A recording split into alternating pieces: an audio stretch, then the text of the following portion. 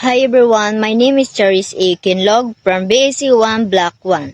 Today, I want to present my topic about Deadwood expressions. As a writer, one of your biggest challenges will be the knowing which word to keep and which one to cut.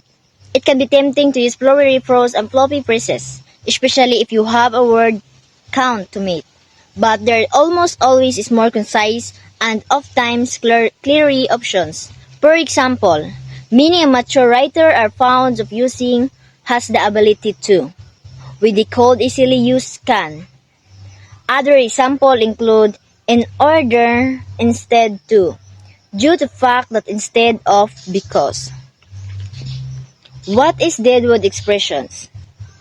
Deadwood expressions are wordy ways of expressing simple idea, although they can sound formal and educated oftentimes, and all they do is muddle up the thoughts that could have been started more clearly using less words.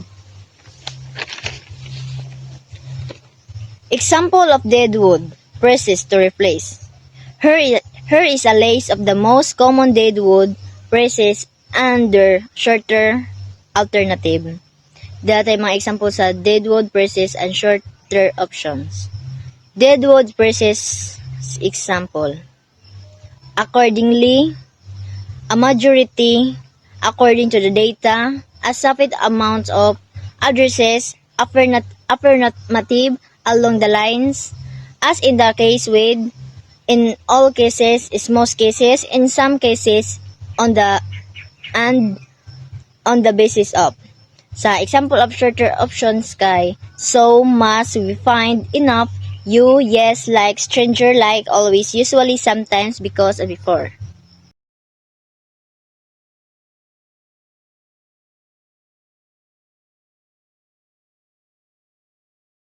Examples of Deadwood phrases you can remove in other causes you may not able to find a alternative, but you can remove their words inside the parentheses without affecting the overall meaning.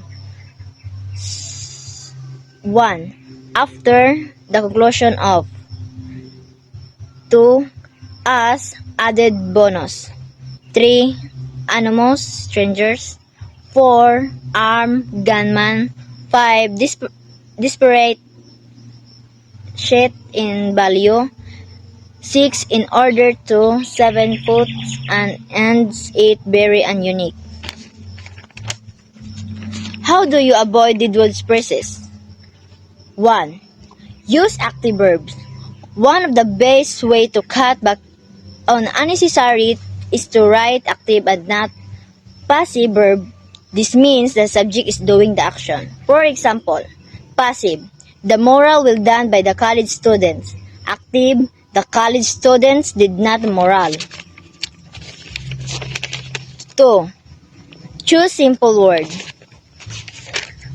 One temptation of writers is show of the using a difficult word and long phrases, but simplify or much better. For example, wordy. Despite the fact that elections were looming on the horizon, the mayor still made the decision to make a controversial statement on the national TV. Better. Though the election were near, the mayor still made controversial make on national TV. 3. Remove empty phrases. Deadwood phrases can also sometimes be removed altogether without affecting the meaning of the sentence. Wordy. As a matter of fact, it is my humble opinions that the girl will, all things considered, have the biggest possibility that she will recover.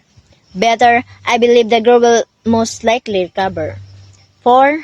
Avoid converting verbs into nouns. The process of converting verbs into nouns is called nominalizations. Instead of doing this with the active verbs, for example, the teacher was expressed by the explanations of the student for this thesis statement. Better, the student explained their thesis statement and expressed the teacher. 5. Use specific nouns. Nouns play a big role in the forest of Deadwood process. These include words like think, expect, area, factor, situations, manner, and ways. The best way to deal with this is to choose specific instead. For example, wordy. Upon having read a number of things is our area of the biological science, I'm greatly convinced that I should make a decision of pursue and career in the field of the biology. Better. After reading several biology books, I decided to pursue the career of biology. 6. Remove description like who, what, which, was. If you have a describing something within a clause or sentence, she if you can do away with the who was, that was, or which was. For example, wordy. The boy who was sitting in the far corner of the room will feel sleep. Better, the boy sitting in the far corner of the room feels sleep. That's all. Thank you.